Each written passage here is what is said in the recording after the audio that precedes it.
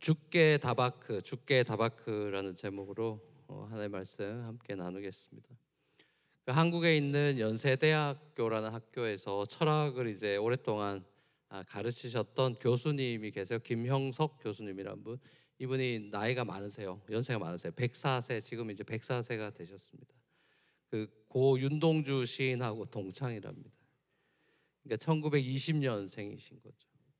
그러니까 일제 강점기, 그리고 6.25 한국 전쟁, 또 군사 독재 정권이라든지 민주화 운동이라든지, 그러니까 한국에서 일어난 그 현대사를 그분이 몸으로 다 이제 겪으셨던 연세 많은 분인 거죠. 그러니까 살아있는 한국 현대사다 뭐 이렇게 봐도 될 텐데, 이분이 수년 전에 이제 100세 근처가 되셨을 때 백세를 살아보니라는 그 베스트셀러 책을 쓰셔서 많은 사람들에게 읽히고, 또 학교나 이런 젊은 사람들도 많이 인바이트를 해서 고등학교도 심지어 가서 강연도 하셨다고 얘기를 들었는데, 근데 이분이 굉장히 독실한 크리스찬이십니다. 저희 형이 사실 그 한국에서 그 연세대 철학과를 다닐 때 이분이 교수님이셔서 저랑 이렇게 학창 시절에 가끔씩 이 교수님에 대한 얘기를 제게 들려줬던 기억도 나고, 참 강의도 좋고 좋은 분이다 이런 얘기 해줬던 기억이 나는데, 그 약간의 친분이 있어서 그런지 몰라도 저도 이번에 강연을 이렇게 많이 인상 깊게 들었던 것 같습니다. 그러니까 언제 주님 품에 안기셔도 이상하지 않을 연세시니까 최근에 이제 오히려 연세가 많이 드시고 활동을 많이 하시는데, 이제 그 지금 하는 어떤 그런 강연들이 100세가 넘어서 하는 강연들이 마치 어떻게 보면 제게는 유언과도 같은 이분의 그 삶의 모든 100년의 삶이 담긴 메시지니까 얼마나 이게 무게가 있겠습니까? 그래서 아마 많은 사람들이 이분의 그 현자의 목소리에 귀를 기울이는 것 같습니다. 그러니까 크리스찬이 아닌 사람들도 많이 이렇게 모셔서 강연을 듣는 것 같아요. 근데 이제 이분의 메시지를 들어보면 여러 그 다니시면서 하는 그 핵심 메시지가 하나가 딱 통일되는 메시지가 하나가 있습니다. 이제 그게 뭐냐 하면은 개인의 성공과 또 명예와 돈 이런 거 쫓지 말고 나라를 생각해라, 이런 메시지입니다. 그러니까 요즘으로 치면 잘 먹히지 않을 만한 말이죠. 왜냐하면 이분은 아까 제가 소개해드렸듯이 나라가 뺏기는 슬픔도 겪었고 6.25 사변도 겪었고 격동의 세월을 보낸 분이다 보니까 이분은 나라를 위해야 된다. 나라와 세상에 당신이 보탬이 되는 삶을 사세요. 이게 어떻게 보면 이분의 핵심 메시지입니다. 이제 어떻게 보면 너무 정답 같은 어르신의 이야기지만 본인이 그런 삶을 직접 살아오신 분이었기 때문에 제가 또 그 강연을 들으면서 굉장히 그 말의 무게가 남달랐고, 또 저 같은 젊은 사람에게도 울림이 컸던 것 같아요. 일례로 나라에서 뭐 장관 제안이라든지 또 그 모교인 연세대학교에서 총장으로 제안이 여러 번 왔다고 하는데, 그런 높은 지위에 대한 제안들도 다 이렇게 마다하셨다고 하죠. 이유인즉슨 자기는 학생들 가르치는 게 좋다. 그래서 그런 제안을 다 거절하셨다고 합니다. 그 얘기를 들으면서 야, 이분 정말 천생 선생님이구나, 교수님이구나, 이런 생각이 들었어요. 기독교인들이 모여 있는 강연에서는 이제 저희 같은 젊은 사람들한테 예수님의 제자답게 예수님의 가르침대로 살았으면 좋겠다. 그러니까 이웃 사랑에 대한 메시지를 많이 하십니다. 근데 이제 그 여러 강연들 중에서 이제 연세가 많으시니까 장수의 비결에 대해서도 이렇게 막 물어요. 그래서 거기에서 장수의 비결에 대한 대답하는 게 제게 좀 인상적이었는데, 장수의 비결이 뭘 것 같습니까, 여러분? 여러분 아직 장수 생각할 나이는 아니죠. 지금도 살기 힘든데 무슨 장수냐 뭐 이렇게 연세 드신 분 한 6, 70대면 관심이 있을지 몰라요. 장수의 비결이 뭐라고 했을 것 같습니까? 아마 여러분도 맞추기 쉽지 않을 겁니다. 두세 개 정도 얘기하셨는데 뭐 여러분 생각 뭐가 장수하고 연결되는 것 같습니까? 그냥 다 그런 얘기예요. 소식, 또 잠을 잘 자야 된다, 또 평안, 또 그러니까 벌써 이게 우리는 벌써 틀려 먹은 거죠. 예, 그분이 마지막에 뭐라고 하셨냐면은 화내지 마세요 이랬어요. 화내지 말라는 얘기를 해서 아 이거 이래서 한국 사람들이 빨리 죽나 뭐 이런 우리 화가 많은 민족인데 화내지 말라니까. 그래서 색다르게 좀 들렸던 기억도 나는데 아무튼 그 우리가 아는 대로 내가 알고 지식을 넣고 우리 지식 정보 사회인데 많은 걸 안다고 생각하는데 우리가 알고 있는 예를 들면 다이어트 이렇게 하면 살이 빠진다는 걸 알지만 우리가 아는 대로 살지를 않죠. 그러니까 아는 것과 산다는 거에 괴리가 우리가 많다는 걸 우리가 인식하면서 사실은 살아요. 뭐 신앙생활은 더 말할 것도 없죠. 자, 그럼에도 불구하고 인생을 우리가 살아가는 데 있어서 한 사람에게 일종의 철학이라고 하는 거, 뭐 가치관, 신념, 뭐 우리 크리스찬들은 신앙 이렇게 표현하겠지만 일종의 철학이나 신념이나 가치관 이게 결국 그 사람을 살아가게 하는 동력이라는 걸 부인할 수는 없겠죠. 그러니까 그 사람의 내면에 뭐가 있냐. 그러니까 내면은 양파 같은 건데 그 양파를 계속 까면 그 정말 코어의 모든 껍질을 벗겨내면 그 안에 뭐가 있냐. 그거에 따라서 그 사람은 움직이고 살아가는 거죠. 오늘 제가 이 인트로를 하는 이유는 결국 그 비슷한 나이 여호수아 때문입니다. 여호수아가 지금 김영석 교수님 같은 나이가 된 겁니다. 100세 넘었죠. 그리고 이제 백발노장이 된 이 여호수아가 이제 죽기 전에 이제 자기가 주님께 갈 때가 됐다 싶어서 유언과도 같은 마지막 페어웰 메시지를 지금 보내고 백성들에게 하는 장면을 우리가 보는 거거든요. 여호수아 여러분 우리가 쭉 이제 팔로우 했습니다만 잘 알죠. 뭐 젊어서부터 굉장히 남다른 신앙의 소유자죠.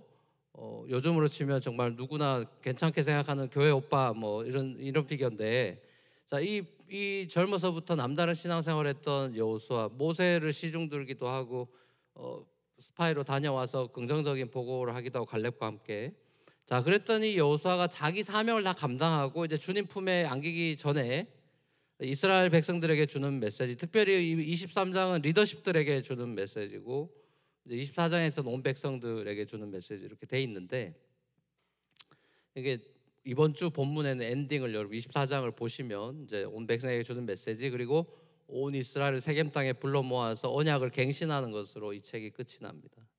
자 그렇다면 이 페어웰 메시지 23장에 나온 페어웰 메시지의 포인트가 뭐냐? 한번 간단하게 제가 정리를 해봤습니다. 1에서 6가지 정도의 설교 포인트가 되는데 자, 유언과도 같은 페어웰 메시지의 6 포인트 보면 첫 번째는 be strong. 자 이게 제일 먼저 지금 새 번역에는 이렇게 번역이 안 돼 있습니다만 원래 원어로 보면 be strong이 제일 먼저 나옵니다. 강하고 담대해라 이게 제일 먼저 나오고 두 번째는 주의 말씀에 순종해라. 그리고 좌로나 우로나 치우치지 마라. 이건 전부 다 6절 한 절 안에 다 들어 있습니다.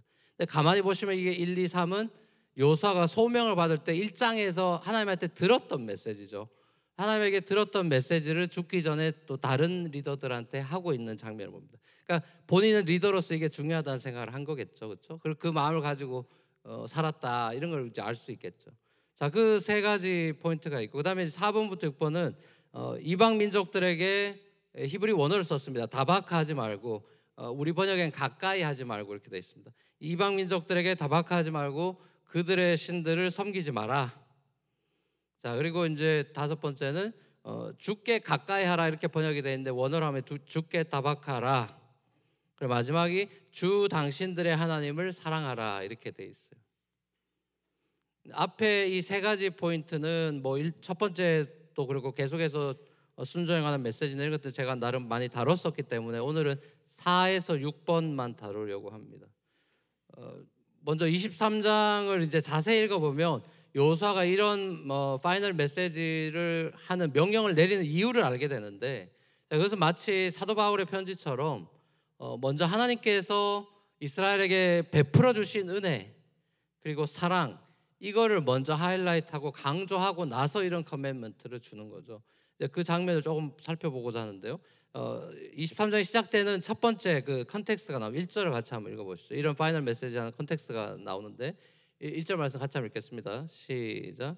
주님께서 모든 원수를 멸하시고 안식을 주신 뒤에 오랜 세월이 흘러서도 늙었다. 예, 여기 보시면 주님께서 모든 원수를 멸하셨고 안식을 주신 뒤에 이제 모든 일이 다 여호수아서에 나온 내용들이 다 이제 정리가 되고 세월이 많이 흘러서 여호수아는 늙은 나이가 됐다 이렇게 돼 있죠. 100세가 넘은 나이가 된 거죠.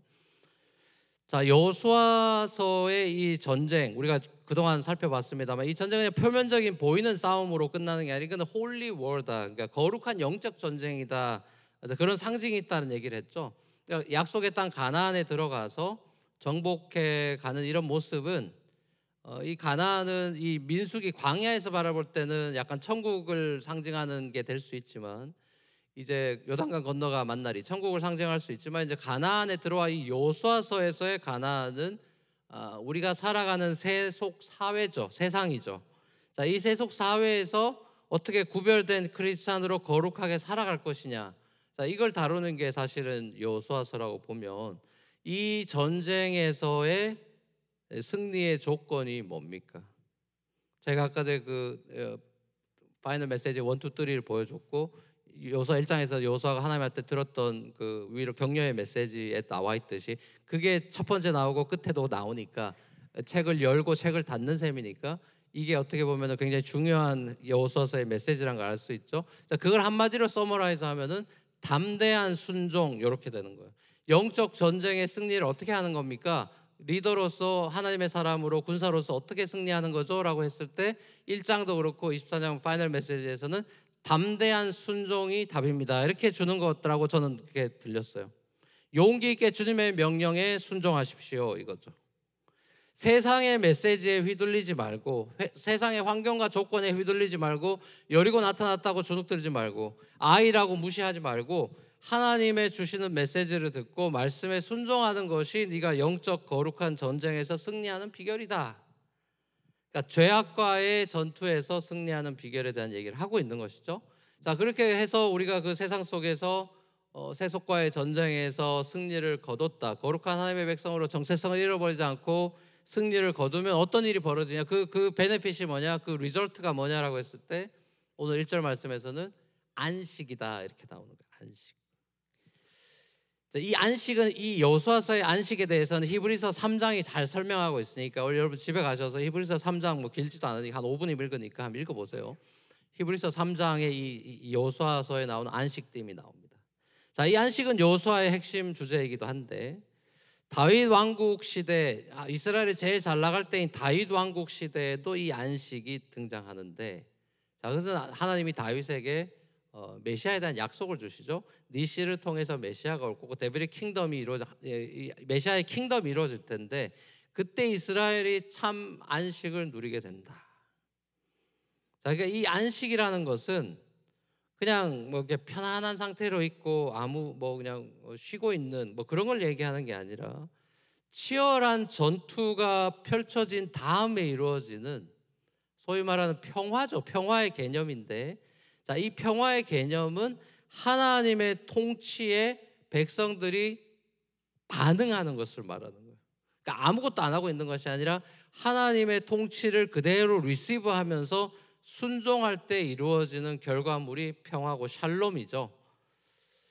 자, 이제 이스라엘이 전쟁 이후에 하나님이 주시는 이 평화 샬롬을 누렸다 이렇게 이제 1절이 말하는데 자, 우리가 지금 오늘날의 뉴 캐나안인 21세기의 가나안인인 뉴욕 땅 세속과 우상이 많은 이곳에서 우리가 존재하고 살아가 직장 생활도 하고 이렇게 공부도 하고 이렇게 살아가는 저와 여러분들이 영적 전투의 현장에 있다면 자, 이 전쟁 같은 우리 삶 속에서 주님이 우리에게 안식과 평화를 선물해 주고 싶은데 자, 어떻게 그럼 우리에게 안식과 평화를 주님이 주시느냐?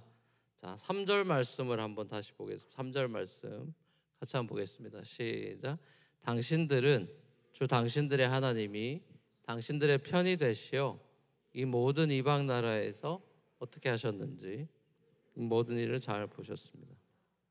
과연 주 당신들의 하나님은 당신들의 편이 되시어 싸우셨습니다. 아멘. 예.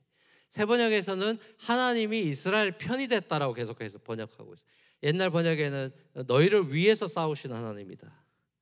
그러니까 하나님이 내 편이 되셔서 우리로 치면은 하나님이 이스라엘 편이 되어서 하나님이 우리 믿는 성도들의 편, 당신의 백성의 편이 되셔서 우리를 위해 싸워 주신다. 더 이렇게 미니마이즈하면 하나님이 내 편이 되어서 나를 위해 싸워 주신다. 자, 이걸 어떻게 그러면 믿고 확인하죠? 많은 경우 우리 신앙생활하면 하나님이 내 편이 아닌 것 같이 느낄 때가 있단 말이죠. 나한테 왜 이러시나 이런 순간도 있고, 하나님이 나한테 내 편이 되어서 내 이 치열한 공부와 직장생활 가운데 함께 하시고 전투를 펼쳐 주신다라는 그 확신과 그 안에 누리는 어떤 참된 평화, 안식, 이런 게 이제 없으니까 우리는 불안하기도 하고 이러는 건데, 자, 분명히 오늘 말씀에서는 하나님이 우리를 위해서 싸우시는 분이고 우리 편이 되어서 우리 삶에 들어와 있대요. 그러니까 가나안에 이스라엘만 있는 게 아니라 하나님이 와 있대요. 여러분의 삶에 여러분만 출근하고 여러분만 살고 있는 게 아니라 주님이 여러분에게 와 있대요. 자, 그러면 이걸 우리가 어떻게 받아들이고 이걸 어떻게 확신할 수 있는가? 자, 그러면 우리의 삶을 들여다보기 이전에 우리가 성경을 봐야죠. 성경은 하나님이 우리에게 어떻게 왔답니까? 예수로 왔답니다. 예수 그리스도께서 이 땅에 안식과 평화를 주시러 오셨대요. 자, 어떻게요? 평강의 왕으로 오셨죠. 어떻게 그 안식일의 주인으로 평강의 왕으로 어떻게 오셨느냐? 그게 무슨 말이냐? 내 죄를 이 세속 사회에서 계속 죄 지을 수밖에 없는 나, 하나님이 아닌 우상을 절하고 절하는 그런 습성이 있는 나를 대신해서 십자가에서 예수님이 죽으셨죠.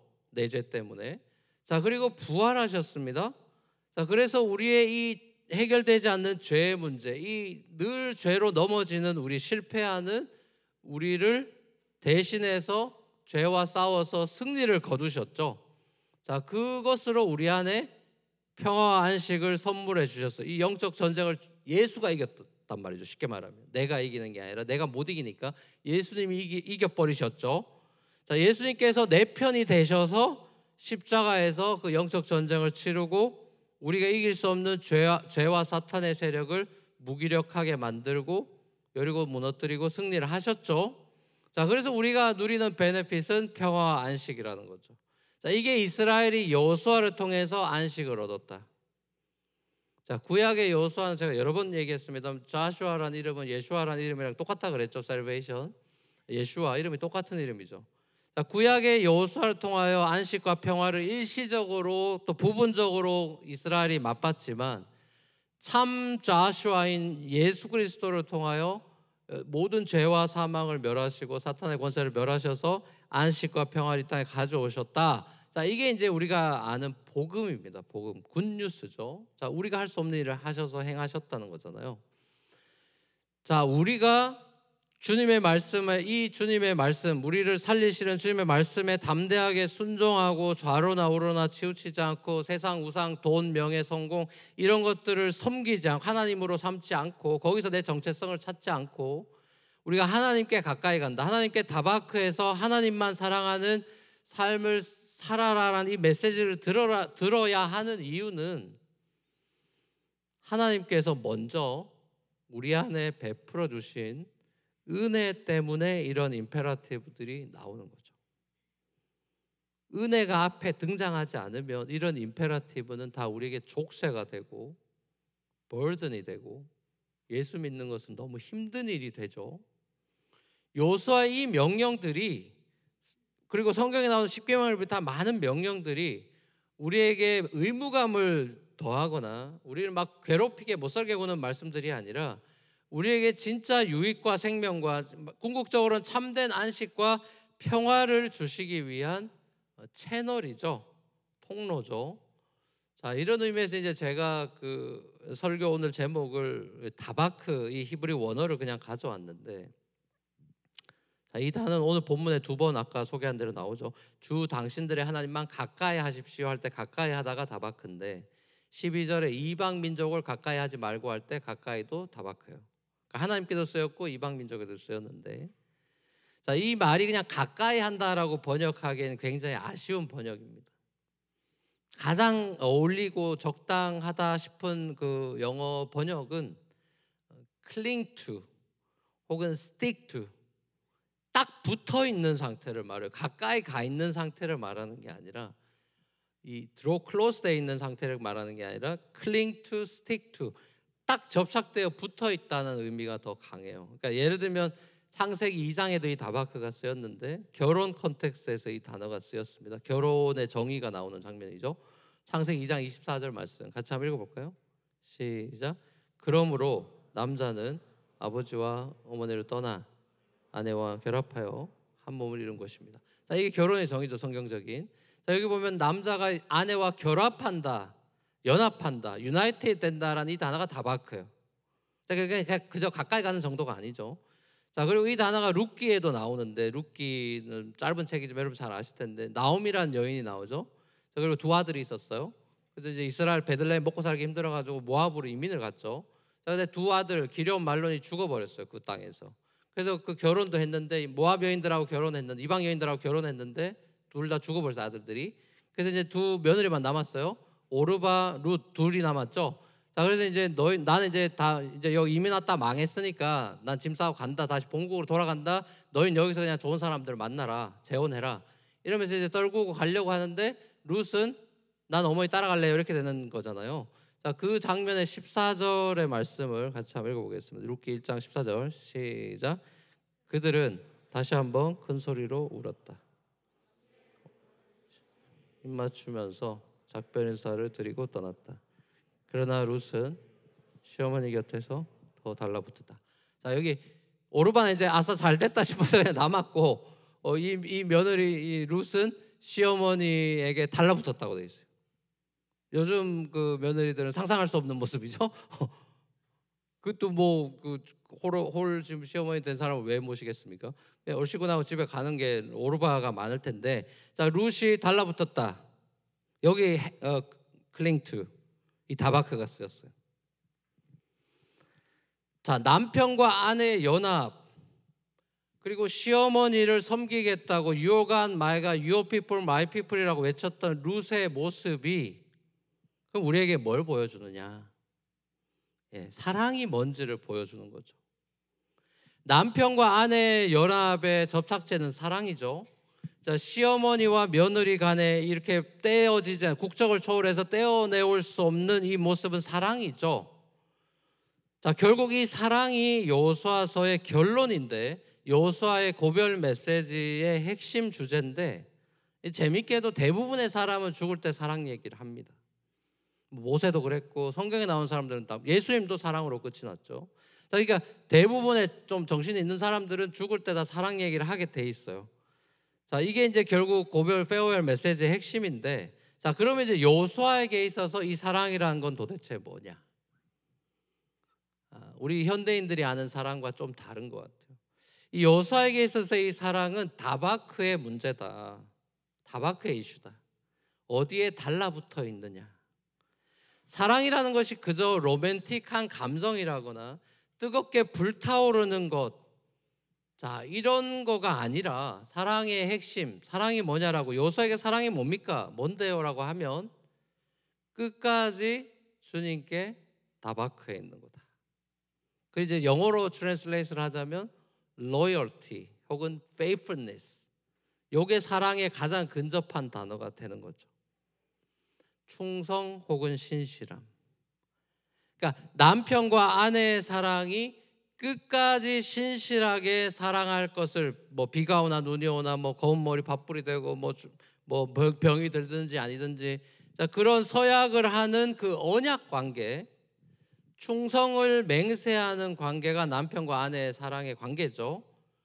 자, 그러다 보니까 이렇게 시대가 엄청 변하고 또 뭐 AI가 어쩌고 하면서 이제 시대가 급변하는 이런 시대에서도 모든 결혼식을 보십시오. 저는 이제 제가 집례한 결혼식도 많지만 시청에 가서 거기 일하시는 공무원이 결혼식 집도하는 것도 같이 옆에서 많이 있었던 거 보면, 그리고 들어보면 거기서도 빠지지 않는, 이 앞서가는 시대, 과학 시대에서도 결혼식에 빠지지 않는 순서가 있죠. 그게 뭡니까? 웨딩 바우를 한단 말이에요.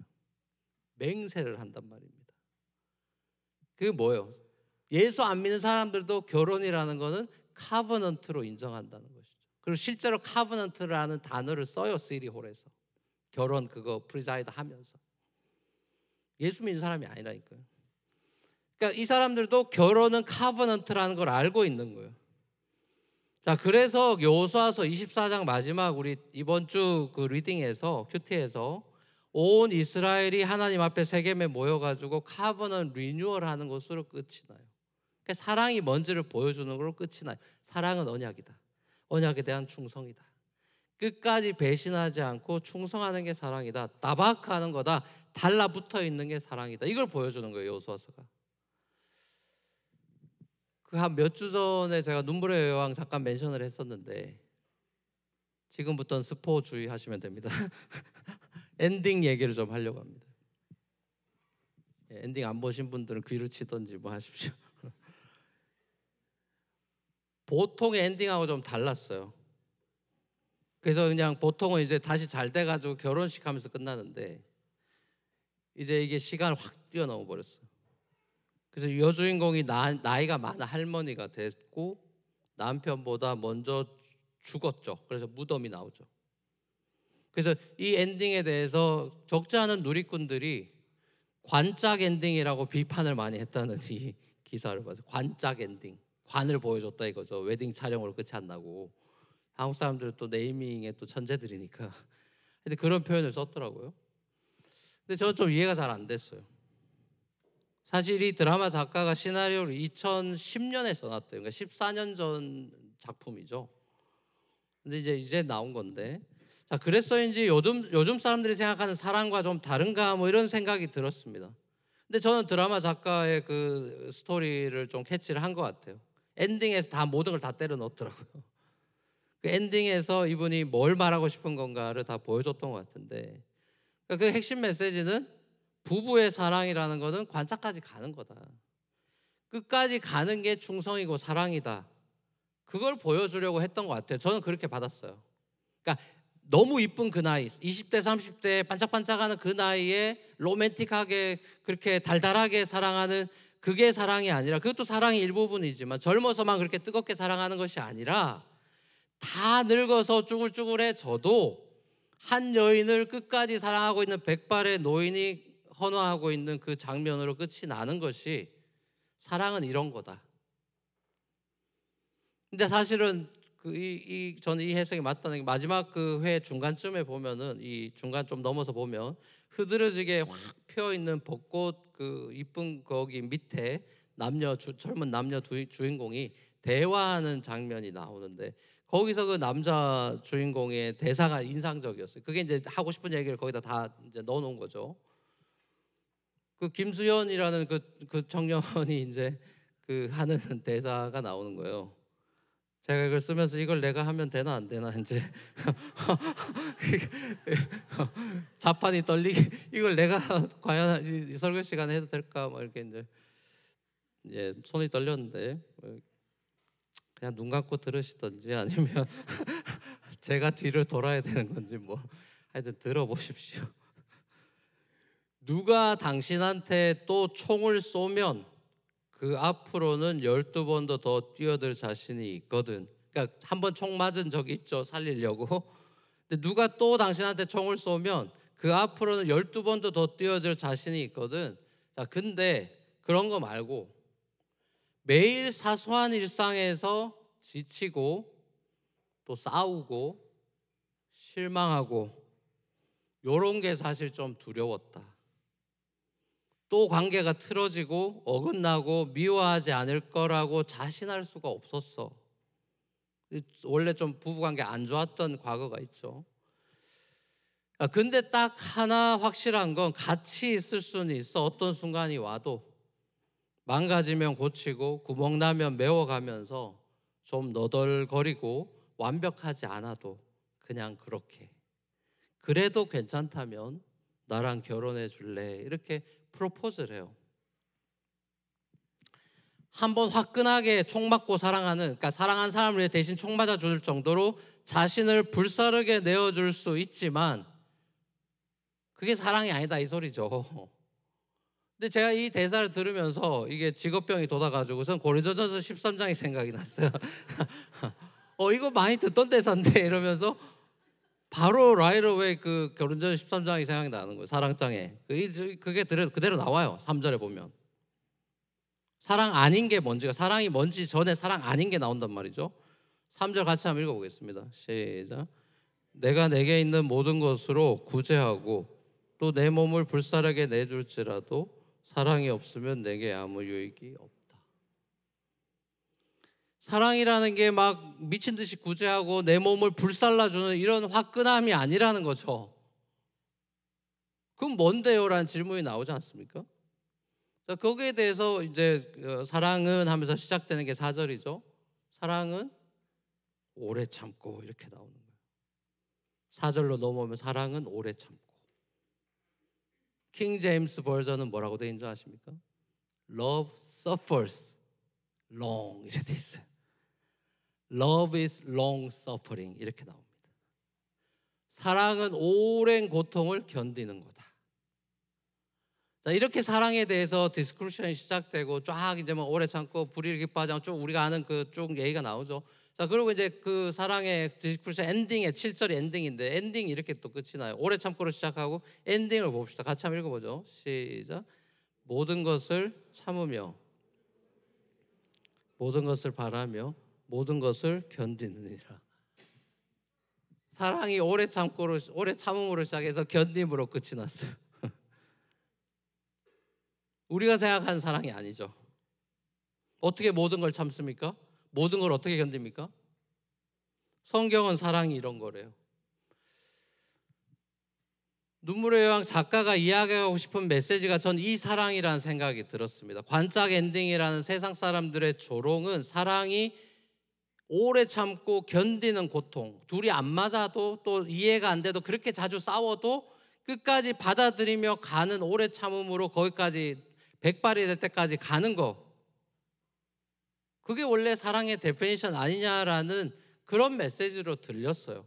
근데 오늘날의 사랑은 뭐죠? 나를 행복하게 해주고 나를 기쁘게 하고 소위 말하는 warm, fuzzy feeling이라고 말하는 그런 따뜻하고 뭔가 fuzzy한 그런 feeling, 자, 그런 걸로 여기는 이런 시대. 자, 근데 사랑은 그런 게 아니래요. 자, 그리고 이 참 사랑은 어떻게 된답니까? 이 7절 사랑으로 디스코를 끝나고 나서 8절로 넘으면 유명한 말이 있죠. Love never fails. 사랑은 결코 떨어지지 않는다, 실패하지 않는다. 이 사랑, 이 Love is long suffering이라고 시작된 이 사랑은 결코 실패하지 않는다. 자, 그럼 이 사랑의 실체가 뭡니까? 우리는 이 사랑의 실체가 뭔지를 알죠. 이것은 하나님이죠. 하나님은 사랑이시라. 이 사랑은 하나님께로부터 온 사랑이죠. 이 고린도서 13장의 러브 대신에 지저스나 갓을 넣으면 하나도 손색 없이 맞아떨어지죠. 자, 이 말은 하나님은 우리를 사랑하시되 끝까지 사랑하시고 우리를 오래 참으시는 분이다. 우리가 하나님을 참고 있는 게 아니라 하나님이 우리를 오래 참고 기다리신다. 하나님은 우리에게 충성을 다하신다. 자신의 사랑의 언약을 끝까지 지키신다. 자, 이 하나님, 구약에 특히 많이 나오는 이스라엘을 버리지 않는 이 하나님의 모습이 신약에도 나옵니다. 신약에 보면 12제자들과의 예수님의 관계가 나오죠.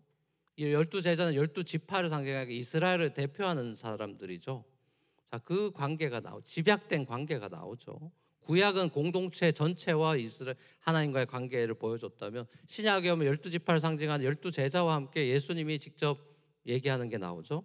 자, 거기서 이제 잡히시기 전날 밤에 페어웰 메시지, 예수님의 페어웰 메시지를 하는 순간에 요한복음 13장에 어떤 디스크립션이 나옵니까?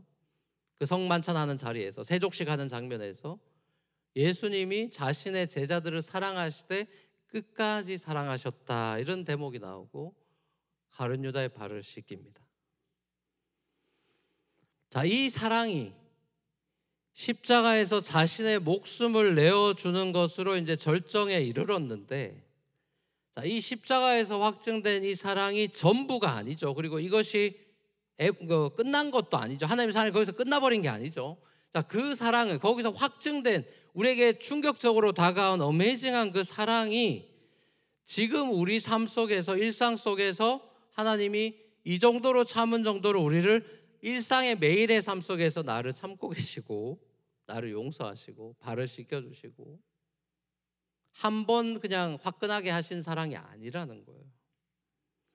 그 사랑이 우리 삶 속에서 계속해서 작동하고 있는 사랑이다. 자, 근데 보십시오. 우리는 매일의 치열한 삶의 현장 속에서 또 사소한 내가 유명한 사람도 아니니까 그런 일반 평범한 사람으로서 사소하게 보이는 일상 속에서 우리가 살아가면서 신앙생활을 하면서 많은 경우는 신앙의 회의가 들어요. 내가 이거 예수 믿고 달라진 게 뭐가 있나? 내가 직장이 잘 되나? 무슨 비자가 잘 되나? 내가 예수만 믿었지 뭔가 세상적인 조건이 달라진 것 같지를 않아서 신앙생활에도 지친단 말이에요. 이렇게 올해 10년째 20년째 기도해도 결혼도 안 되고 내가 이게 뭐 하는 건가 싶은 생각이 들 때가 있단 말이죠. 그게 우리의 현실이잖아요. 그래서 주님 앞에 서운해집니다. 아니, 하나님이 나를 사랑하신다는 게 뭘 어떻게 사랑하신다는 겁니까? 라는 이제 이런 것들이 마음이 생기죠. 그래서 하나님과의 관계에서 오해가 쌓이고 그런 순간들이 옵니다. 일반 평범한 부부가 사랑해서 결혼하고 싸우듯이 우리 하나님과의 관계에서 그런 일이 벌어져요. 분명히 서약하고 세례받았는데 이제 삶은 달라진단 말이죠. 자, 그래서 이제 어느 순간은 신앙생활 10년, 20년, 30년, 40년 하다 보면 이게 재밌게도 예수 잘 믿을 자신이 없어져요. 언젠가부터 또 어디선가부터 주님과의 관계가 이게 예전 같지 않지. 왜? 옛날에 나 뜨거웠었는데, 수련회 가서 눈물 콧물 짰었는데, 왜 내가 주님과의 관계가 예전 같지 않지? 나 지금 신앙생활 똑바로 하고 있는 건가? 나 이렇게 하다가 천국 갈 수 있나? 하는 그런 날들이 온단 말이죠. 자, 그때 주님이 우리에게 뭐라고 말씀하십니까? 성경 말씀을 펴야죠. 성경을 통하여 주님이 우리에게 뭐라고 말씀하십니까? 나는 너를 버리지 않고 떠나지 않는다. 나는 너와 항상 함께 있다. 이런 메시지가 성경에 정말 많아요. 마지막 떠나시면서 하셨던 말씀도 볼지어다 내가 세상 끝날까지 너희와 항상 함께 있으리라 였죠. 넌 그냥 나한테 붙어 있기만 하면 된다. 우리가 같이 있을 수는 있잖아. 좀 너덜거리고 완벽하지 않아도 괜찮아. 나랑 결혼해 줄래? 저와 여러분들에게 사랑의 프로포즈를 하시는 거죠. 사랑하는 우리 뉴프런트 교회 청년 여러분, 하나님이 여러분을 사랑하십니다라는 얘기를 우린 수도 없이 들었어요. 자, 근데 그 사랑의 실체를 알아야 돼요. 하나님이 나를 사랑하신다는 건 뭐냐? 하나님은 나를 충성스럽게 따바크하면서 사랑하신다. 나한테 붙어있다. 그분의 사랑은 변하지 않아요. 너무나 지고지순한 퓨어한 사랑이기 때문에 그 사랑은 구약에서 이스라엘을 버리지 않는 하나님으로 등장하죠. 헤세드의 사랑으로 등장합니다. 자, 그래서 구약을 보면 이방 민족들 너희 우상 섬기면 다 죽어, 이런 표현이 많죠. 멸망한다. 오늘도 그런 메시지가 나오죠. 이방 민족 우상들에게 너희가 절하고 섬기면, 쉽게 말하면 가까이 하면, 다바크하면 죽어라는 말씀은 당신 바람 피면 죽어 라는 남편에게 외치는 아내의 사랑 고백인 거예요. 사랑 고백인 것입니다. 여러분에게 먼저 다바크 하셔서 여러분과 연합해 버리신 예수님께 여러분도 이제 포도나무와 가지 관계처럼 딱 달라붙어 있어서 이 거친 세상에서 주님만이 주실 수 있는 풍성한 자유와 안식과 평화, 그리고 성령의 많은 열매들을 맺고 그 기쁨을 누리고 살아가시는 저 여러분의 삶이 되기를 우리 주님의 이름으로 간절히 축원합니다.